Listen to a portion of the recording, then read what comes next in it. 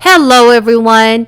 How are you all doing? I hope that you're all having a wonderful and blessed Sunday. Here's your daily news report and fourth stimulus check update. In today's video, I will be discussing the status of the fourth stimulus check, as well as how House Speaker Nancy Pelosi plans to move forward with new spending bills. The two winners of this week's $75 Amazon gift card giveaway are Rosemary DeJesus and Zena Smith. Congratulations to both of you. Next Friday evening, I will be giving away more gift cards. To enter the giveaway, all you need to do is subscribe to my channel, like this video, and also leave a comment below. Thank you so much, everyone. This Sunday, House Speaker Nancy Pelosi said that the U.S. Democrats will not back down on President Joe Biden's sweeping infrastructure goals. Nancy Pelosi is signaling progress ahead for a scaled-back bipartisan proposal that was recently unveiled in the Senate.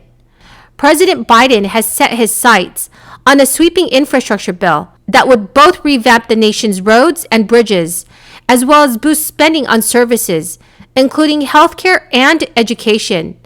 Though Republicans reject the idea that those later priorities even qualify for the label infrastructure. A bipartisan group of 10 Senate moderates on Thursday reach a deal for an infrastructure plan that a source familiar said would cost $974 billion over 5 years and includes $579 billion in new spending. That was well below Biden's current $1.7 trillion proposal, and it was unclear if it would gather enough support to pass a 50-50 Senate. During an interview on CNN, Nancy Pelosi stated, "If this bipartisan plan is something that can be agreed upon, I don't know how we can possibly sell it unless we know there is more to come." Biden has no intention of abandoning the rest of his vision. Pelosi appeared to be hinting at a scenario in which Congress passes a bipartisan infrastructure bill, and Democrats then follow up by pushing through a second spending measure using a process called reconciliation, which bypasses Senate rules requiring 60 votes to advance most legislation in the 100-seat chamber. Senator Susan Collins, a Republican member of the group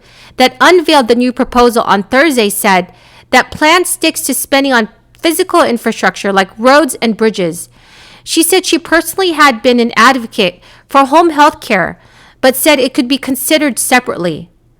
Collins told CBS News, "We can look at these issues, but they are not infrastructure, and they should be considered separately, and I believe they will be." Many Republicans question whether care for the elderly and children should be funded by the government, especially at the level Biden wants.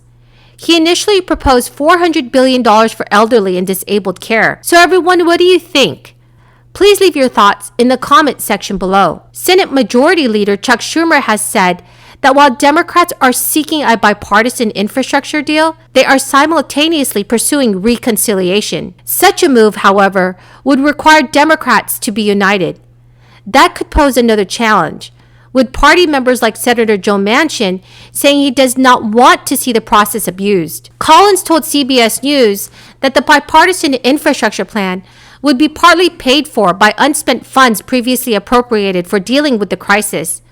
She said that there's literally hundreds of billions of dollars in the pipeline. Senate Democrat Kristen Sinema has become one of the leading moderates, willing to work outside traditional leadership channels on issues such as infrastructure. On the later issue, she launched her own talks with Republicans, led by Utah Senator Mitt Romney, to form a 10-senator working group. Sinema and West Virginia Senator Joe Manchin are the two most prominent Democrats, pushing the Senate to buck partisan plans and pursue bipartisan legislation on virtually every front. Joe Manchin, in particular, has repeatedly said he will not agree to upend Senate rules to make it easier for Democrats to act on their own. The Internal Revenue Service announced last month that the enhanced child tax credit will take the form of monthly payments to parents, which will start in July, but some parents might want to opt out of it. The monthly payments would translate into approximately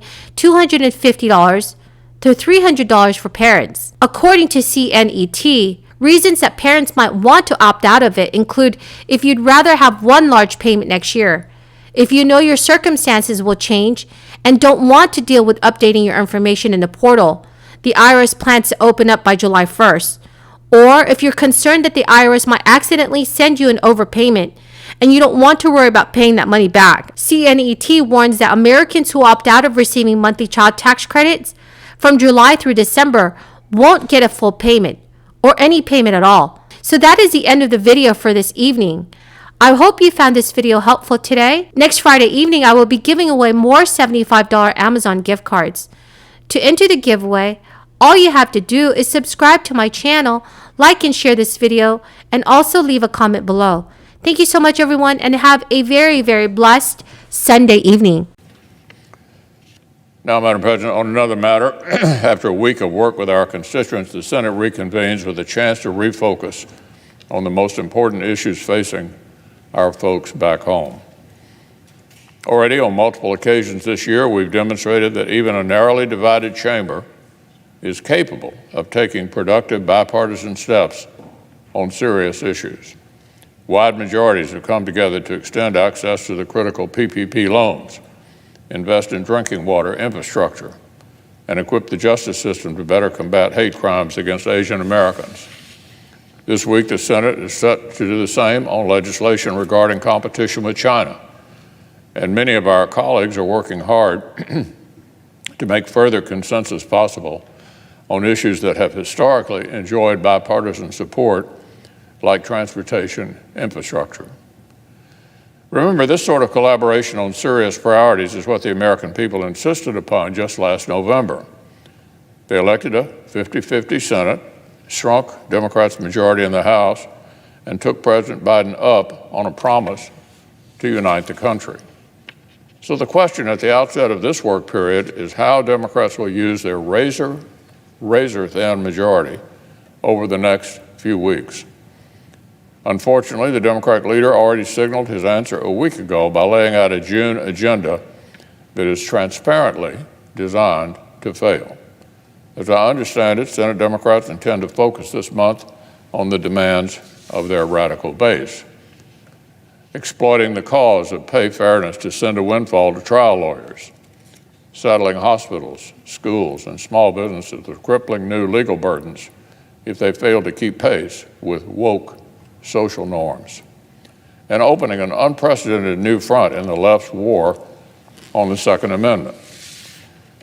As written, these are not proposals aimed at earning bipartisan support.